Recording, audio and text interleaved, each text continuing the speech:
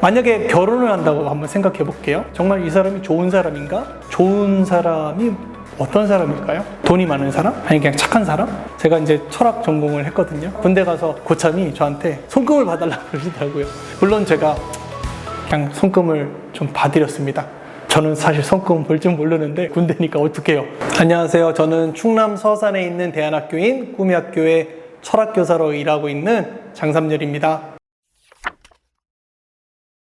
예를 들면은 어린 시절 무비판적으로 받아들였던 어떤 생각, 그리고 그 세계, 그것이 바로 파괴되어야 할 세계인 거예요. 꼭 어린 시절뿐만 아니겠죠.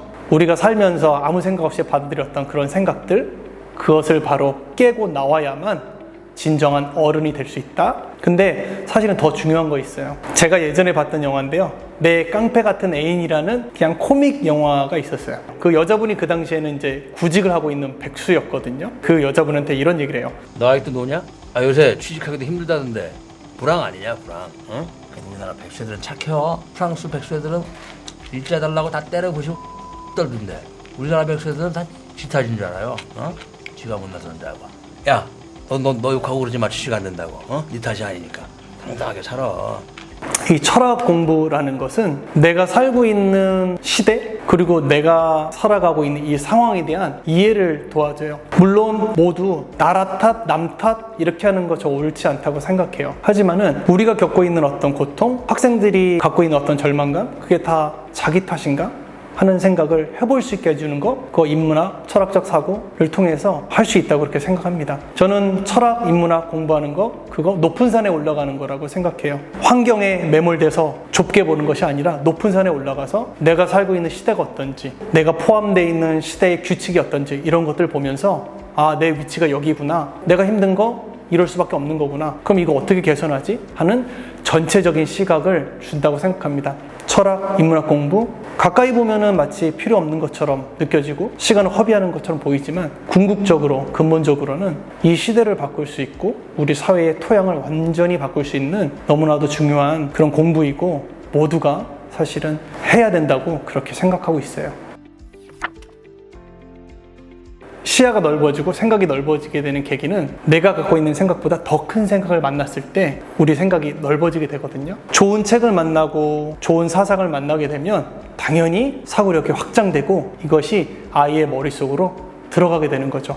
혹시 프랑스의 바칼로레아 시험 아시는지 모르겠어요. 쉽게 표현하면 일종의 논술 시험 같은 형태로 다 바뀌는 건데요. 우리나라도 이게 도입이 된다는 얘기가 있거든요.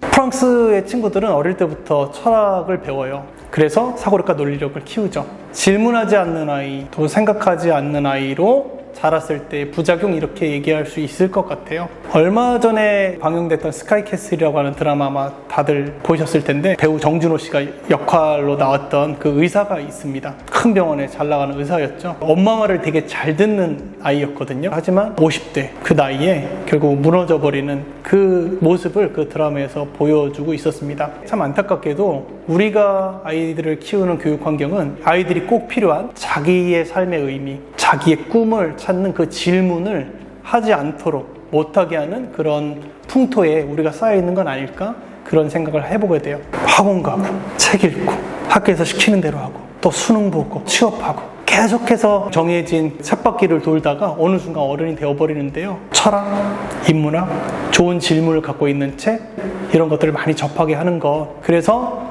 우리 아이들의 인생에 좋은 토양을 단단하게 깔아줄 수 있는 것, 나무가 크더라도 흔들리지 않도록 자랄 수 있는 기본적인 토양을 잘 갖춰주는 것, 그것이 바로 철학 또 인문학이 아닐까라고 생각을 하게 됐습니다. 물론 국영수 공부, 학교에서 하는 공부 중요합니다. 그건 너무너무 중요하지만 내 아이가 대학을 가거나 또는 학교에서 우수한 아이가 되는 것을 넘어서서 삶 전체를 살아가는 큰 버팀목이 될 수 있다고 생각해요. 그래서 저는 국영수사가 은미책 중요하지만 우리 아이들에게 철학적 사고 이런 것들 꼭 가르쳐 주어서 긴 인생의 여정을 볼 때 큰 여행 보따리에 식량이 될 만한 인문학, 철학 그런 것들 꼭 가르쳐야 된다고 그렇게 생각합니다.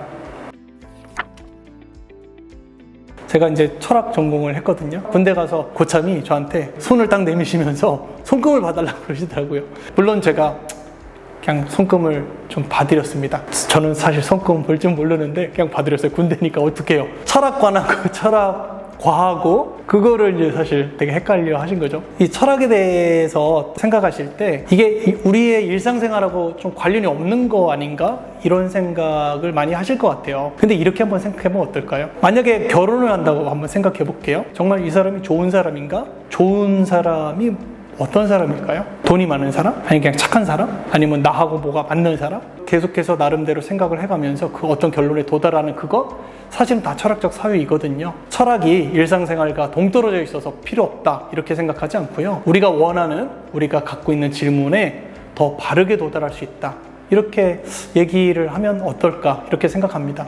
저는 학교에서 철학을 가르치고 있는데요. 참 혼란스러운 세상이잖아요. 제가 가르치는 아이는 정말 이렇게 자랐으면 좋겠어요. 앞으로 우리 아이들이 살아가면서 많은 문제들을 만나게 될 텐데 바른 길, 옳은 길, 진리의 길을 따라서 살아가는 아이가 됐으면 좋겠습니다. 인생을 살아가면서 만나는 문제들 가운데 힘을 잃지 않고 자신만의 길을 생각하고 개척하면서 인생의 마지막 지점에서 정말로 의미 있는 삶을 살아갈 수 있는 그런 아이가 됐으면 좋겠습니다.